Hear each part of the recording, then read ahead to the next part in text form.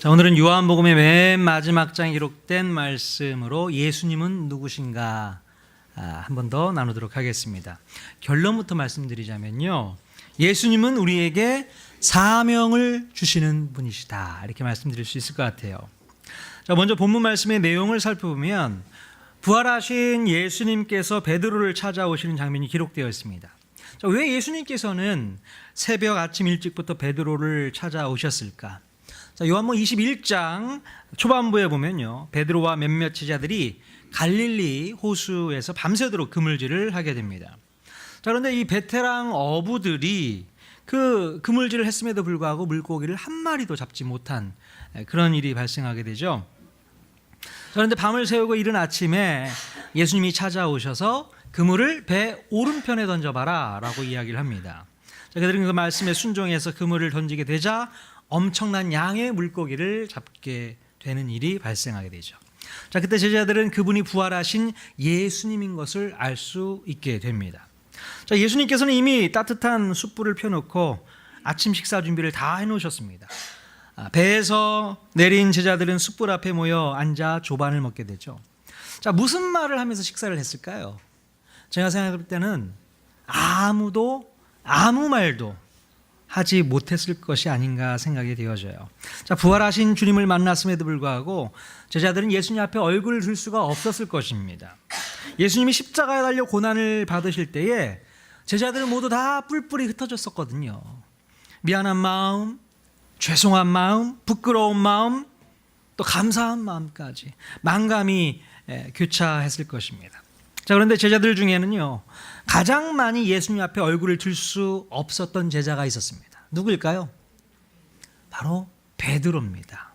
다른 사람들은 다 주님을 버려도 자기만큼은 주님을 버리지 않겠다라고 호언장담했던 사람, 바로 예수님의 수제자 베드로는 예수님 앞에서 얼굴을 들 수가 없었다는 것이죠.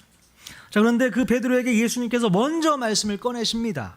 15절 보시면요, 제가 읽겠습니다. 그들이 조반 먹은 후에 예수께서 시몬 베드로에게 이르시되 요한의 아들 시몬아, 네가 이 사람들보다 나를 더 사랑하느냐 하시니. 자, 예수님께서 베드로를 부르실 때 이렇게 세 번에 걸쳐 요한의 아들 시몬아 라고 얘기하십니다.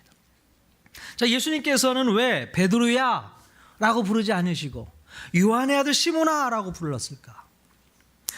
예수님은 이 게바, 반석이라는 뜻의 베드로라는 이름을 부르지 않고 시몬아, 옛날 이름 시몬아라고 부르십니다. 그것은 바로 베드로를 사랑하셨던 예수님의 배려였다라고 생각을 합니다. 지금 베드로의 상태는 어떤 상태였어요? 바로 예수님을 모른다고 3번이나 부인했던 그런 상태입니다. 자, 그런 상태였던 베드로에게 반석아, 베드로야 라고 부르신다면 그것은 베드로를 정죄하기 위해서 부르신 것과 똑같다는 것을 우리가 알 수 있습니다. 만약에 제가 어떤 큰 잘못을 저질렀다고 생각을 해보십시오. 어떤 실수를 저질렀다고 생각했을 때에 그런 상태에서 괴로워하고 의기소침해 있는 상황에서 예수님께서 부르시기를 김중량 목사 부르시면 제가 어떻게 될까요? 그냥 쥐구멍이라도 그냥 숨고 싶은 마음이 더 들 것 같아요. 차라리 그냥 중량아 편하게 불러주시면 좋을 것을, 사람들 앞에서 김중량 목사 그렇게 얘기를 하니까 쉽지 않았을 거란 얘기죠. 그래서 예수님께서는 이 베드로의 그 마음을 아셨는지 반석아라고 말씀하지 않으시고 시몬아, 요한의 아들 시몬아라고 말씀해 주신 것을 볼 수 있습니다. 여러분, 우리가요, 주님과 동행하지 못하고 주님의 은혜를 경험하지 못하면 여지없이 우리는 주님이 지어주신 베드로, 이 반석이라는 이름에 걸맞는 삶을 살지 못한다는 것입니다. 주님의 은혜가 없으면 베드로라는 이름에서 시몬이라는 이름을 가진 수준으로 떨어질 수밖에 없는 게 우리의 모습이라는 것이죠. 주님의 은혜가 없으면 네가 반석이 되지 못하고 예전과 똑같은 시몬의 아들이 된다는 겁니다. 두려움에 떨고 또 신앙을 지키지 못하고 사랑을 유지하지 못한 자, 무너질 수밖에 없는 자가 된다는 것을 주님은 다시 우리에게도 상기시켜주고 있는 줄로 믿습니다. 여러분, 우리도 마찬가지입니다. 우리에게도 주님의 은혜가 없다면 여전히 우리는 그 옛날 옛 성품 속에서 겨우겨우 살아가는 그런 존재가 다시 될 수밖에 없다는 것입니다. 자, 그리고 우리 스스로도 그것을 뼈저리게 느끼게 되는 것이죠. 이래 가지고서야 내가 무슨 목사인가, 내가 무슨 집사인가, 내가 무슨 성도인가. 주님의 은혜가 없으면 우리는 이렇게 연약한 자이고 또 아무것도 할 수 없는 그런 존재라는 것을 우리가 알아야 됩니다. 자, 여러분 지금 어떤 상태이십니까? 바로 베드로 반석이라고 불려도 당당하세요? 어떻습니까? 아니면 그 이름은 좀 불편하고 그냥 시몬이라고 불러주세요 라고 하는 수준에서 여러분은 이 자리를 지키고 계십니까? 자, 그런데 우리가 이렇게 부족한 존재이고 연약한 존재라는 것을 깨닫고 있을 때에, 우리가 주님 앞에서 어찌해야 할지 몸둘 바를 모르고 있을 때에 주님은 우리를 다시 당신의 제자로 불러주신다는 것입니다. 이것이 바로 우리에게 은혜인 줄로 믿습니다. 오히려 내가 내 힘으로 뭔가를 할 수 있다고 생각할 때에는 주님께서 우리를 부르지 않습니다.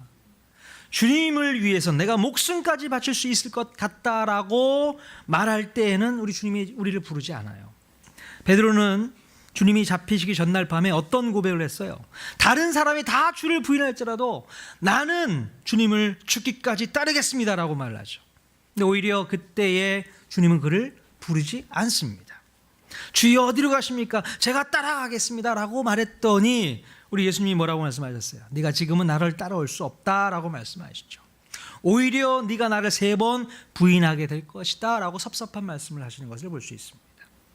자, 바로 여기에서 우리가 분명히 깨달아야 될 것은 우리 자신에 대해서 자신감이 충만해져 있을 때에는 주님이 우리를 신뢰하지 않는다는 겁니다.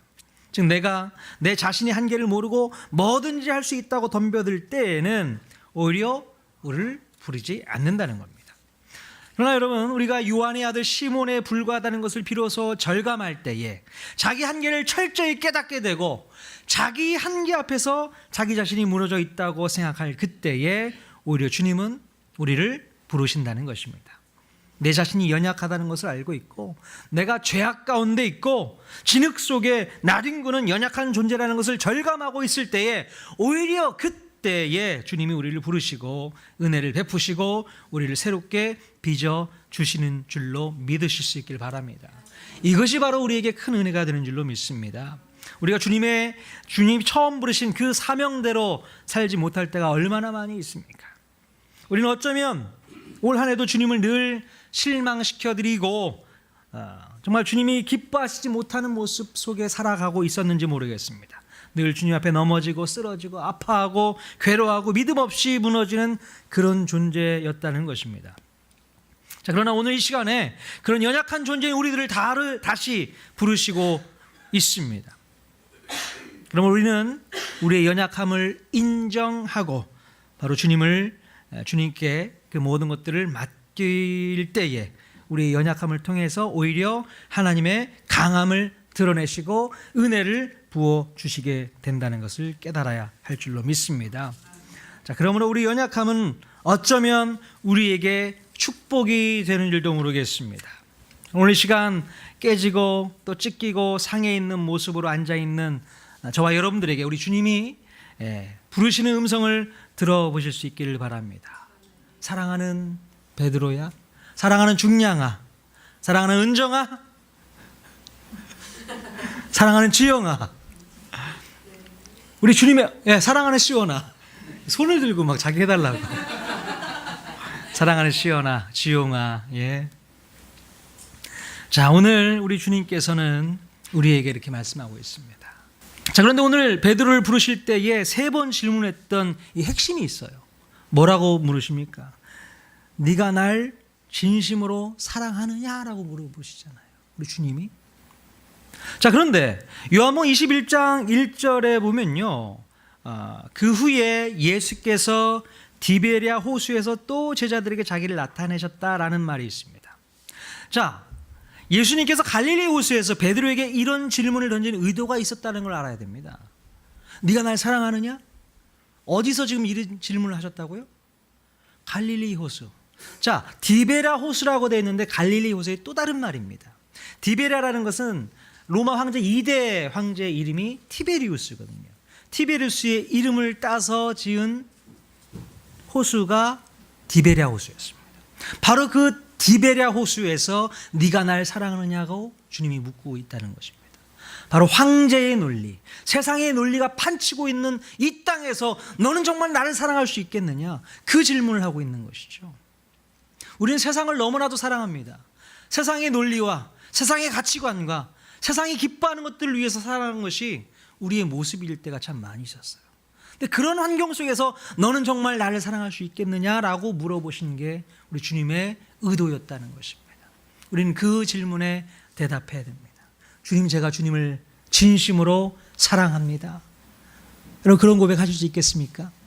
비록 세상의 어떤 그 논리와 세상의 가치관과 그 모든 세상적인 것 앞에서 내가 주님을 사랑합니다, 주님만을 사랑합니다 고백하며 나아가기를 원하시는 주님의 음성을 우리가 분명히 들어야 될 줄로 믿습니다. 아멘. 주님이 우리에게 그런 사명 주셨어요. 그러면 우리에게 귀한 사명 가지고 내 양을 먹이라 라고 말씀하십니다. 오늘 주님이 이 땅에 오셔서 우리에게 뭘 하셨는가? 사명을 주셨습니다. 네가 나를 사랑하느냐? 예, 주님, 제가 주님 사랑합니다. 그러면 내 양을 먹여라. 이렇게 사명을 주셨어요. 그 사명 가지고 이제 한 해도 새해에도 우리가 분발해서 나아갈 수 있기를 바랍니다. 주님, 제가 주님 사랑합니다. 지금까지 나의 부족하고 연약했던 모습들 다 지워주십시오. 다시 새롭게 일어날 수 있기를 원합니다. 그 마음으로 이 시간 같이 한번 기도하기를 원합니다.